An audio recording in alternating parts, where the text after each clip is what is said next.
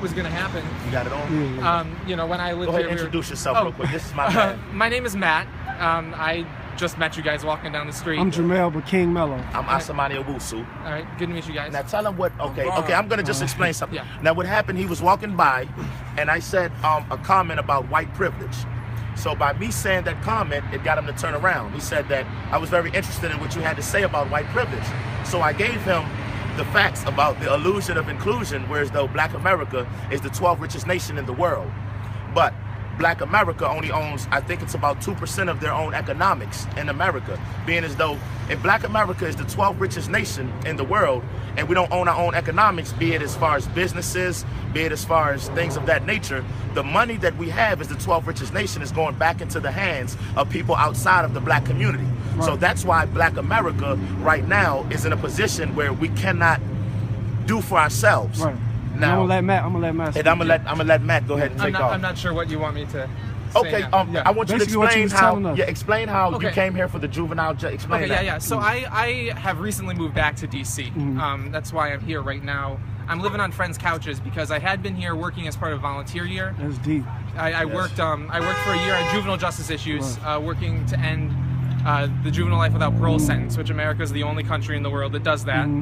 Disproportionately affects African Americans by a factor of 10 to 1. I'll say that right now. And in that time, I lived about 3/4 of a mile north of here, Kiefer in Georgia, just north of Howard's campus. The friends I'm staying with right now are kind of on the south end of Howard's campus at First and Bryant, and I know this neighborhood well. And I stopped and turned around at your common white privilege because I think for the same reasons that white privilege exists, I know what I look like. You know, I'm very aware of what I look like, and I'm very aware of what that gives me. And what do you believe that being white gives you in America? I mean, it gives me the benefit of the doubt. It's really, I think that this is it gives me the benefit of the doubt. People don't cross the street, people look me in the eye, you know, What about as far as employment goes? Oh, I mean, as far as employment, I mean, my name is Matthew. You know, like, you know, I can put that on a resume and it'll be fine. You know, my last name is Gritzmacher, right? Not. I don't know what I'll do. German? German, yeah. So, German, it's not. Are you working now? I'm not working. I'm living on friends' couches looking for work. So I have a question. Go ahead. Yeah, that's fine. So if a black man, if it was a black entrepreneur, and he was starting a business, would you work with him? I'm talking legal. Oh, I mean, legally? Yeah. I mean, yeah, of course. I mean, I'm not a business guy, and I'm generally not a huge... You can learn, though. You got a great brain. Yeah, I mean, I could learn. Go ahead. I got one question. Now, Matt was explaining to us about how right now in Washington, D.C., with the regentrification from a Caucasian perspective, he's saying that all of the, tell them how you said about the young. Oh yeah. So I part of the reason that I'm looking for a job right now and strangely living on couches, I shouldn't say it's strange, I'm living on couches.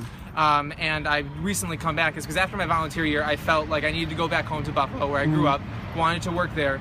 Couldn't find a job there. That's something that happens to a lot of people. When people ask me why I didn't stay in DC immediately after my... And that was volunteer work. It wasn't even paid, right? Yeah, it wasn't paid. They took care of my housing. Right.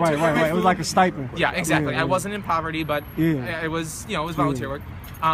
But the reason that I didn't stay initially, that I didn't say, you know what, I've got a lot here. Like my church is about a mile away here. I'm so excited to be back in DC for that. You know, I have friends. Is because I feel that DC right now, and I only lived here for a year.